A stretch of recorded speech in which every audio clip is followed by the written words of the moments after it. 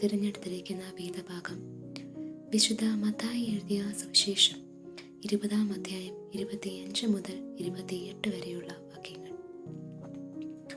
28-ാമത്തെ വാക്യം: മനുഷ്യപുത്രൻ ശുശ്രൂഷ ചെയ്യിപ്പാനല്ല, ശുശ്രൂഷിപ്പാനും അനേകർക്കു വേണ്ടി തൻ്റെ ജീവനെ മറുവിലയായി കൊടുപ്പാനും വന്നതുപോലെ തന്നെ എന്ന് പറഞ്ഞു.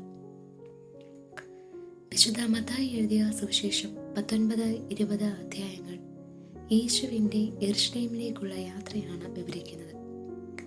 ഗലീലയിലെ തൻ്റെ ദൈവരാജ്യ പ്രവർത്തനങ്ങൾ പൂർത്തിയാക്കി യേശു ക്രൂശിലേക്കുള്ള യാത്ര ആരംഭിക്കുന്ന ഈ വേദഭാഗം കൃത്യമായ ചില ബോധ്യങ്ങൾ നമുക്ക് നൽകുന്നുണ്ട്.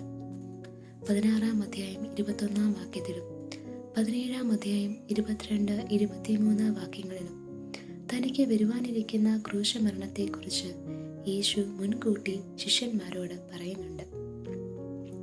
20-ാം അധ്യായം 18-19 വാക്യങ്ങളിൽ യേശു തൻ്റെ പീഡാനുഭവവും ഉയർത്തെഴുന്നേൽപ്പും 3-ാം പ്രാവശ്യവും ശിഷ്യന്മാരുടെ മുമ്പിൽ പ്രവചിക്കുകയാണ്. ഓരോ പീഡാനുഭവ പ്രവചനത്തിന് ശേഷവും ശിഷ്യത്വത്തെക്കുറിച്ച് യേശു തൻ്റെ ശിഷ്യന്മാരെ പഠിപ്പിച്ചെങ്കിലും അവരുടെ വിശ്വാസക്കുറവ് മൂലം അതവർക്ക് ഗ്രഹിക്കുവാൻ സാധിച്ചില്ല. കർത്താവ് രാജാവാകുമ്പോൾ ആ ദൈവരാജ്യത്തിൻ്റെ മഹത്വത്തിൽ ഉയർന്ന സ്ഥാനങ്ങൾ കരസ്ഥമാക്കാൻ യാക്കോബും യോഹന്നാനും ശ്രമിക്കുന്നതിലുള്ള നീരസമാണ് മറ്റ് ശിഷ്യർ പ്രകടിപ്പിക്കുന്നത്. സെബദി മക്കളുടെയും മറ്റ് 10 ശിഷ്യന്മാരുടെയും മൂല്യബോധം ലോകത്തിൻ്റെ മൂല്യബോധങ്ങളായാണ് ഈ ഭാഗം പ്രതിനിധാനം ചെയ്യുന്നത്. അങ്ങനെ യേശു വീണ്ടും തൻ്റെ ശിഷ്യന്മാരെ എല്ലാവരെയും വിളിച്ച് അവരോട് സംസാരിക്കുന്നു. വീണ്ടും ഒരു നോമ്പ് കാലത്തിലൂടെ നാം സഞ്ചരിക്കുമ്പോൾ അതേ ശിഷ്യത്വത്തിൻ്റെ പിന്തുടർച്ചക്കാരാണ് നാമും. ഇന്നിൻ്റെ കാലഘട്ടത്തിൽ ശിഷ്യഗണമായി നാം ജീവിക്കുമ്പോൾ കർത്താവ് നമ്മോട് വീണ്ടും ഈ നാളുകളിൽ വചനത്തിലൂടെ ഓർമ്മിപ്പിക്കുന്നു. നാം ശുശ്രൂഷയുടെ ഉടൽ ഭാവധാരകൾ എന്ന ബോധ്യം നമുക്ക് ഉണ്ടാവണം.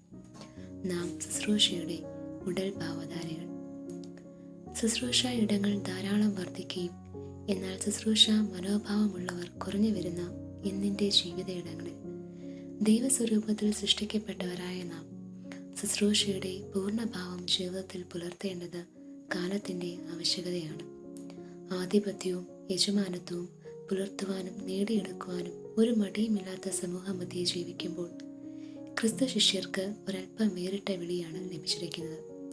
ക്രിസ്തു ശിഷ്യർ ശുശ്രൂഷകർ ആയിരിക്കണമെന്ന് ക്രിസ്തു തൻ്റെ ജീവിതത്തിലൂടെ നമ്മെ പഠിപ്പിച്ചു. ഈ ലോകത്തിൽ ജാതികളുടെ ഭരണാധികാരികൾ ജനങ്ങളുടെ മേൽ അധികാരം ഉപയോഗിക്കുന്നു.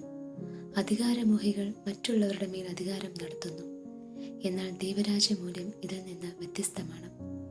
മഹാനാകുവാൻ ഇച്ഛിക്കുന്നവർ ശുശ്രൂഷക്കാരാകാനും ഒന്നാമതാകുവാൻ ഇച്ഛിക്കുന്നവർ ദാസരാകാനുമുള്ള ശിഷ്യത്വ വിളിയാണ് നമുക്ക് നൽകിയിട്ടുള്ളത്. ശുശ്രൂഷിക്കപ്പെടാതെ ശുശ്രൂഷിച്ചവനാണ് യേശു. നമ്മുടെ അതിക്രമങ്ങൾ നിമിത്തം മുറിവേറ്റും ക്രൂശിൽ നമുക്ക് വേണ്ടി സ്വയം ബലിയായി വിട്ടുകൊടുത്ത് ദാസനായി വേല ചെയ്ത രാജാവായ യേശുവാണ് നമ്മുടെ മാതൃക. ആ നാഥൻ്റെ ശിഷ്യരായ നാം പലപ്പോഴും ഇന്നിൻ്റെ ക്രൂരതകൾക്കും അനീതികൾക്കും അക്രമങ്ങൾക്കും മുൻപിൽ മൗനം പാലിക്കുമ്പോൾ ഓർക്കുക, ആ യേശുവിനെ ഇന്നും നാം നമ്മിലൂടെ വീണ്ടും ക്രൂശിച്ചുകൊണ്ടേയിരിക്കുകയാണ്.